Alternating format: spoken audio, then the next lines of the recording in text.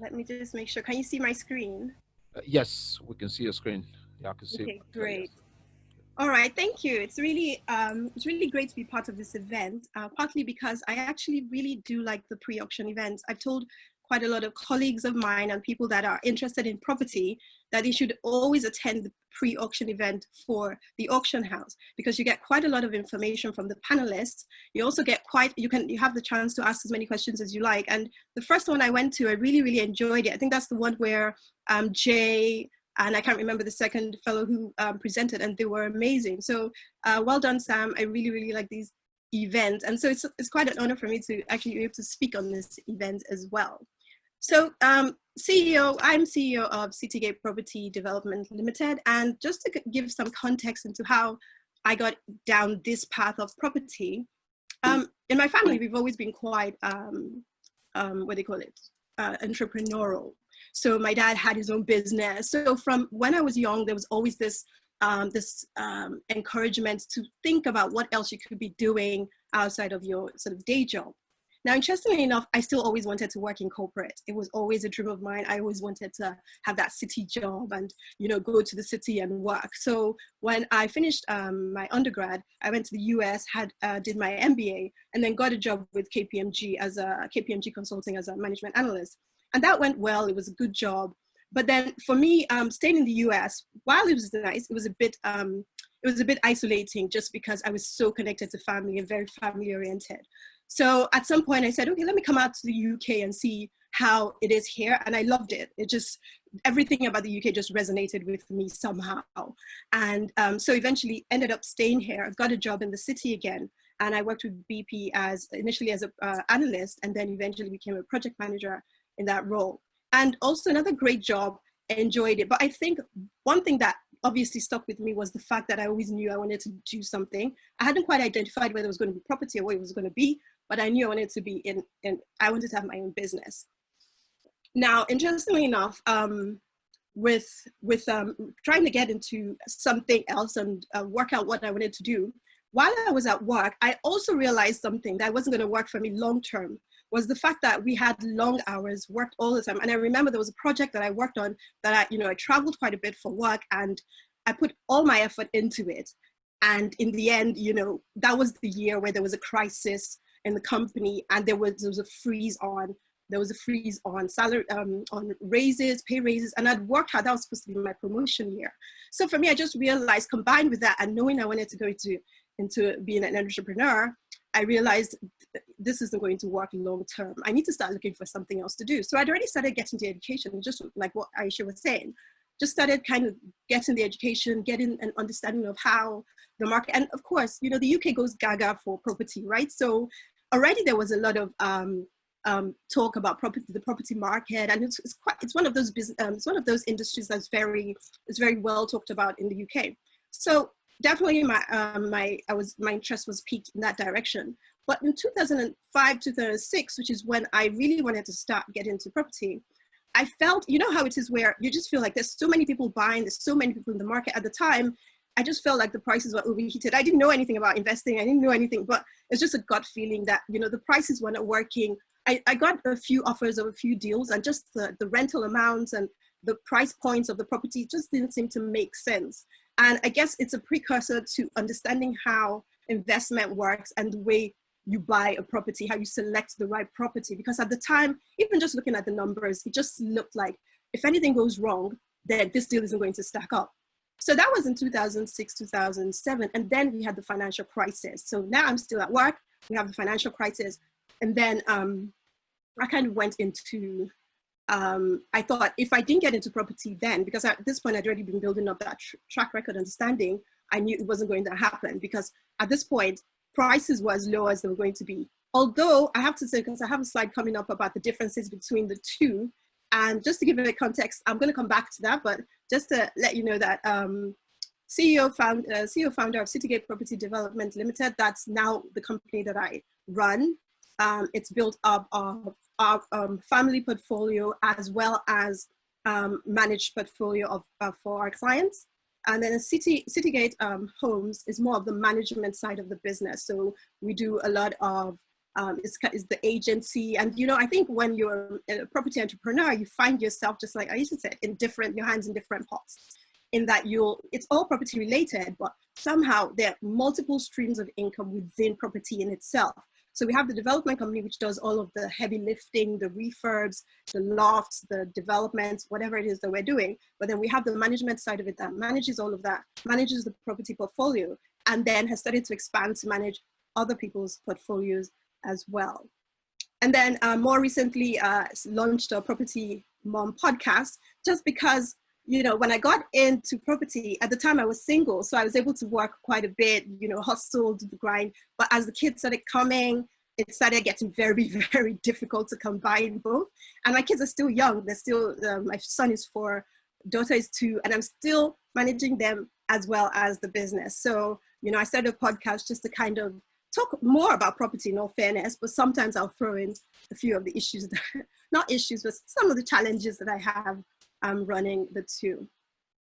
So yeah, so Citygate is the main company, that's the flagship company, and then we have I have a Property Mom podcast, which, as I just explained, and then more recently launched a membership for people who wanted to get into property. So the first program we did was creating your 6-figure business. And to be fair, you know, I always say that if you have 100K, you're starting out with, you know, a certain amount in your bank account, then getting 6 figures in property, getting 7 figures in property is not very difficult to do. But if you're starting with 0 and you really want to get on the market, then as it turns out, there are strategies now different from when I got in that you can get into that can get you on the property ladder. Not as an investor initially, but definitely getting you either in management, rent to rent, all these different strategies that teach you how you can start to get into property without having that much income. Now, I want to go a bit into some education, which is about how property generates income. Now, I know that we're talking to different sets of people. We're talking to people who are experienced. We're also talking to people who don't necessarily know how property investing works. An interesting point is that when I got into property, and I thought I'd gotten as much education, I had, like, when I compare what I know now to what I knew then, it's kind of ridiculous, because I got in thinking, well, I'm going to buy property, refurb, and then sell it on. So go to auction. So I've always been a big fan of auctions. Go to auction, buy this kind of property, and then remodel and then refinance it. That was a simple, in actual fact, I thought initially I'll do flipping. So just buy and sell, buy, refurbish, sell. And that was fine. I did that while I had my full-time job, and that worked well alongside. So I did about 3 deals before I decided, you know what, I'm done with all of this. I've already given you the context of why I was already getting a bit agitated with work. So by the 3rd deal, I realized I can leave this. I can move on to something else. Interestingly enough, just as I had moved out, I ran into my first ever investor just as I came out of full-time employment. So, you know, he ended up being one of my first investors. We did a few deals together as well. Now, the interesting thing is that while we were doing these projects, I then realized that as a full-time investor, one of the biggest gripes you have, especially starting out, is you'll have the pot of cash initially to get into an investment. So you're okay. While you're in an investment though, or in a project, you're a bit tight for cash. And so what then happens is, no matter how much you plan, there's always this fear at the back of your mind that if this project doesn't go well, or if I'm not able to sell according to my timelines, then what's going to happen? You know, so there was always this constant fear. So at some point I realized I'm going to have to come up with another strategy that works for cash flow. And this is when I started to kind of work out some of the other strategies that existed within property. So I guess when you're in it, then you start to become, your brain cells are really on fire.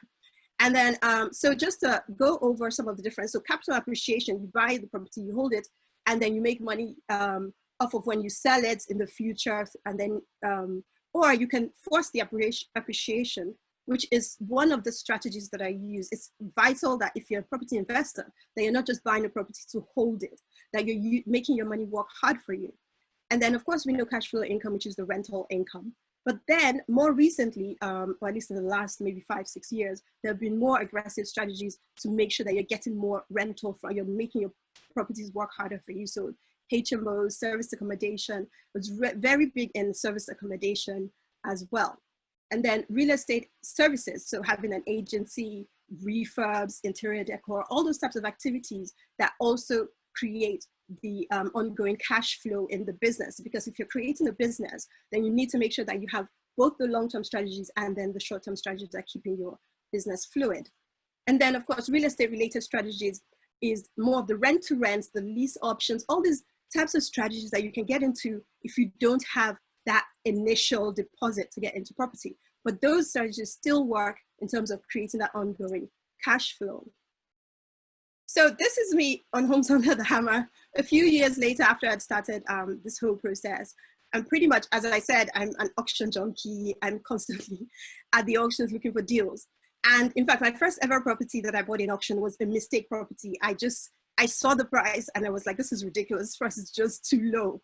So this actually, I don't know why I'm so happy in this picture, because I ended up losing on that deal because the other person definitely wanted this property. But the good thing is that at least I have this sort of captured. So at the time, you know, I used to go to the auctions and just buy. And the reason why I'm saying why I have this slide on as 2008 financial crisis versus 2020 financial crisis, this 2020 COVID crisis that we're going through, is that it's quite different. You know, being in the previous market and knowing how that market was, you know, the big differences between the two: poor market fundamentals for 2008 versus now when we were coming into 2020, the year 2020, there's such a strong outlook.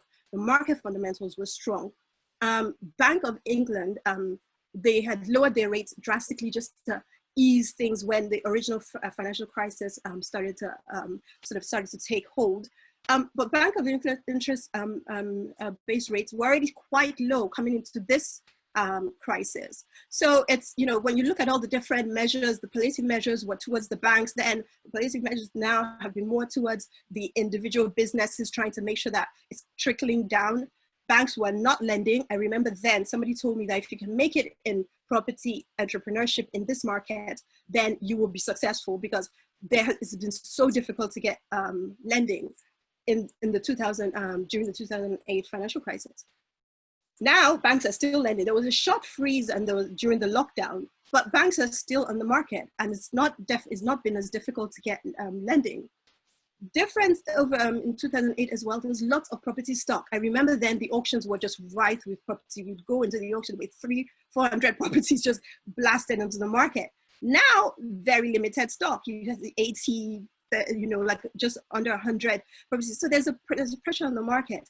The interesting thing as well is that the investment outlook in 2008 was very negative.